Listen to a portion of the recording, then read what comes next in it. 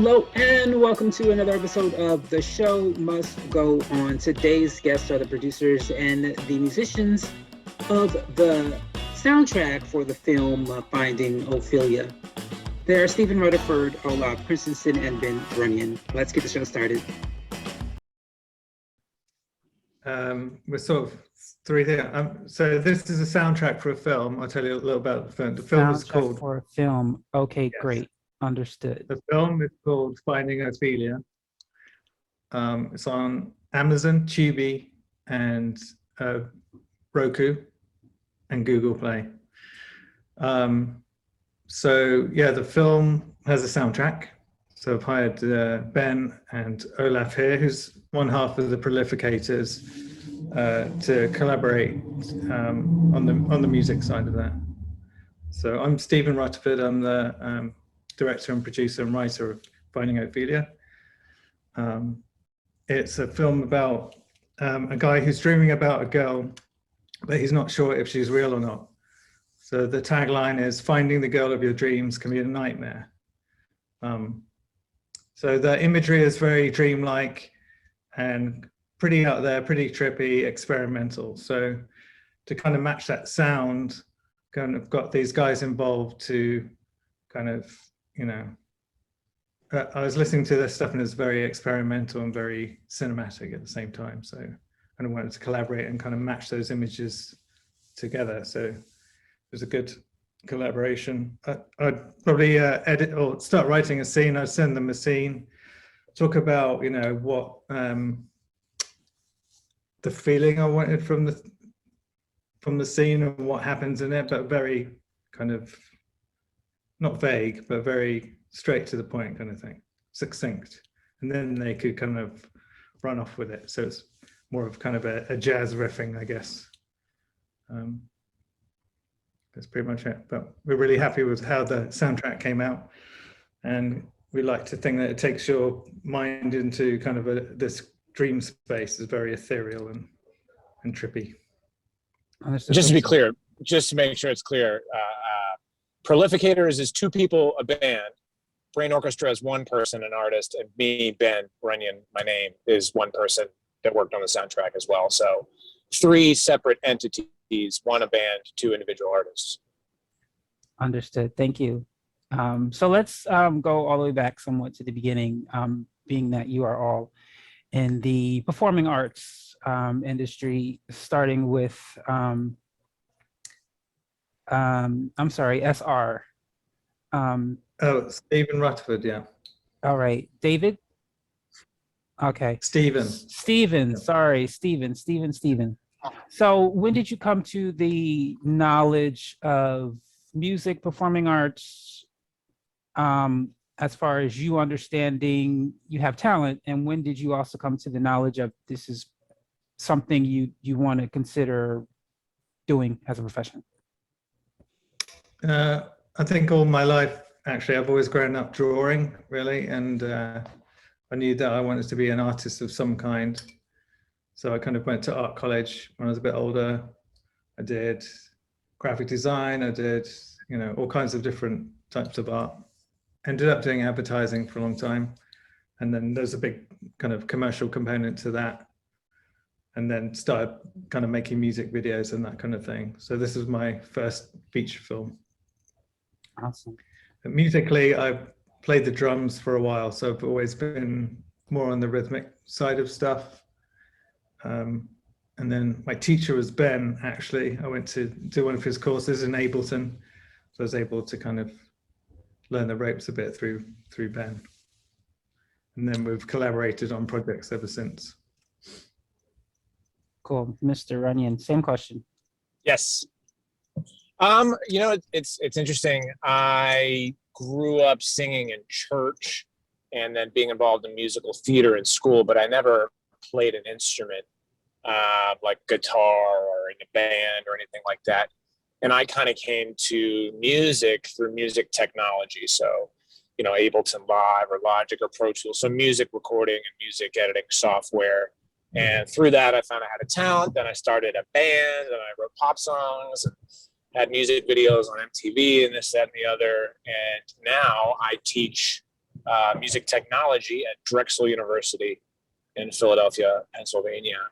So I really came at it from a technology standpoint first, and then sort of the artistry second. But now I, of course, consider myself a musician and an artist. But really, I'm kind of a tech plug-in computer music nerd. Cool. Olav, same question.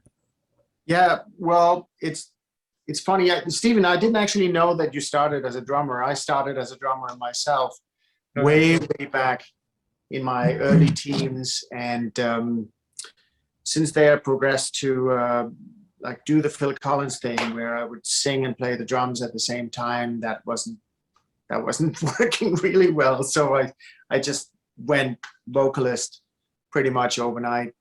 Toured with a band for many years, ended up here in the US. I've always worked with music, so like branching into mastering, which is what I do now, was kind of an easy step for me. And this project with Stephen kind of fell into my lap, literally walking the dog and meeting Stephen and his film crew on the street with a pig, which I thought was really, really funny and interesting. So we got to talking, and then, the whole thing snowballed into Rob van der Heid, who was effects and my 50% of prolificators, starting to get these things going for Stephen. And it's funny when Stephen would say that he would send us things, and like that made me smile, because sometimes it would just be one line saying "man running late for death" or something. I'm not sure that those are the exact words, but it was really brief. And we would just, riff on it and come up with something, send it back to him, and he would send us an email back. Brilliant. And just go with it. It was a really, really amazing project to be part of. And I mean, where it's going now and all the awards it's winning is really encouraging and awesome. Thanks for that. Next question, that one more personal question before we get more into the your soundtrack. I don't know your experiences. I grew up in high school and college and parts of middle school doing theater and music. And in the process, I met people who unfortunately did not receive much encouragement and validation from their parents to get into the arts. Were you Great question. supported? Yeah. Or were they more like become a doctor, nurse, teacher, things of that nature? I'm Ben. I'll take that. Sorry, jumping in. That question hit home. Yeah, I mean, I was certainly encouraged to do arts, in that I grew up going to a high school and a sister that went to a liberal arts college, and kind of a WASPy sort of thing. But when the rubber meets the road in terms of leaving college, I was certainly recommended against pursuing music as any sort of job or anything like that. And there was definitely a time period where I'm out of college in my early mid-20s, and my parents are ostensibly saying get a real job, and I'm like, no. And there was a show I played where I opened up for this band called Washed Out. That's fairly famous. They have the theme song on the show Portlandia on IFC. And I was playing in front of like 2,000 people, and they came to that show, and that was kind of the night that they backed off and they got it. And I figured out my own career through music. So it took kind of a proving to them that it could work for the encouragement to follow. Thanks for sharing. What about the rest of you? Well, I can jump in here. I mean, I was always encouraged to have some sort of fallback. And like very early on, my parents basically, pushed me into being like trying to become a carpenter, which is something I worked on for years.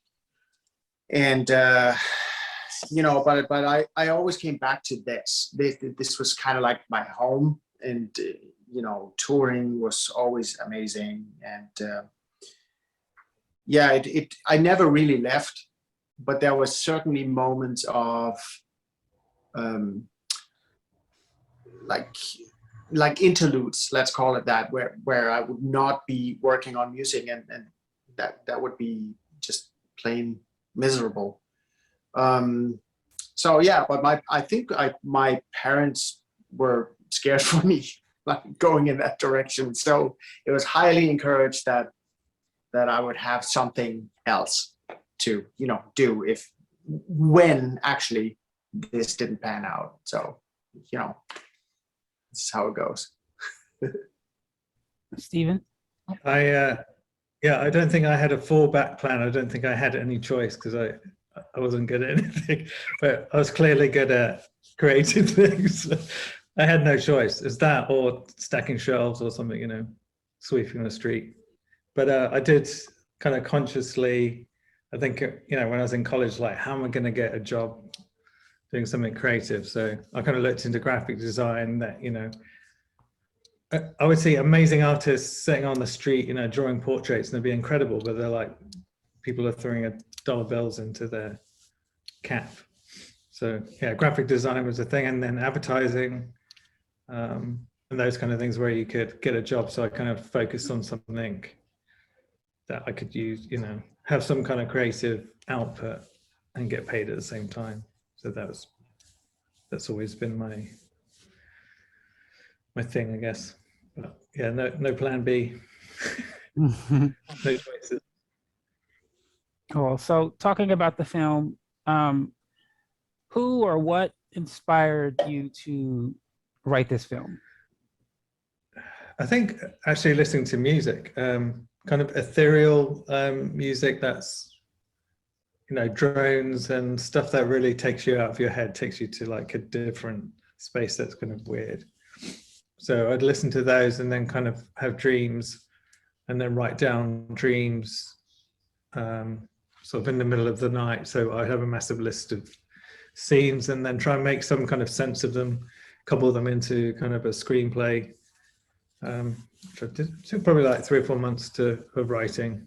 I had all the ideas first and then kind of ordered them, but definitely listening to music. So I think that's why it's kind of very musically driven. So the score is almost telling the story as much as the imagery. Now, is this your first film, creation of a film, producing a film, producing a soundtrack for a film, or have you done this already? It's the first one. It's the first feature film. It's the first time published piece of music. I only have 2 tracks on there, which they're okay. I'm not like not as good as these guys, but yeah, it's first time. So for the 3 of you, I don't know who wants to answer first. How do you personally get to the point where you can do something, how do I say, something new as far as, so you're producing a film and a soundtrack. It's, you know, don't know if there was a college course that you took to learn this. How do you say, I'm going to do this, even though I don't know what I'm doing? There might be some fear. How did you personally encourage yourself to work on this project, knowing that this was going to be probably we'll just figure it out along the way? Only I say that because so many people out there have great ideas like movies and music, and they say, I can't because. And so even though you may have had some I can't because, what caused you to say, even though I think I can, I'm going to do it anyways? Like, if I may answer that question, and Ben, you probably have experienced something similar, I'm guessing. Yes. There was never, I never felt the need to be encouraged. It was just always like the ideas and the thoughts that Stephen gave us were just all very visual. And when I see something visual, I immediately go to, what do I feel like this sounds like? And then it's just a matter of getting it out of the head and onto some sort of media. And for us, it was like and I speak for Rob and I, Effects and I, It's basically just, having a starting point and then developing it from there to where it sort of fits the visual. We never saw the visual until it was actually done. Every now and then we would get a clip, but the music had already been done by then. So we were very much relying on the written words, and which was a great thing. At least the written words, and which was a great thing. At least I have a delay happening here. And the reason I say that is because we had free reign, like with our minds, to really explore the space with the sound. So I think also part of that. I think a part of that also was kind of, I'm buying into what you're doing also, like your stuff's very different. So kind of, we know we're in the same wheelhouse, as it were. Just to piggyback on what Olav said, was that, for me, music is very visual. And I've always, since I was in college, even before I got into making pop music and rock music and that sort of thing, I've always wanted to score commercials and films and things of that nature, which I've done obviously with this and other places. But whenever I'm working on music, I like to look at my music library and look at cover art. So I did the same thing for Finding Ophelia. I had a, the cover of Finding Ophelia, or some of the basic artwork for it. And while I would make the music, I would just look at that cover art and like try to think, does this music kind of meet this kind of gothic black and white kind of criteria, and go from there. In the same way that you see some painter on the street doing a caricature, you can't really put your finger on a caricature of like what is a feature of someone that you would exaggerate.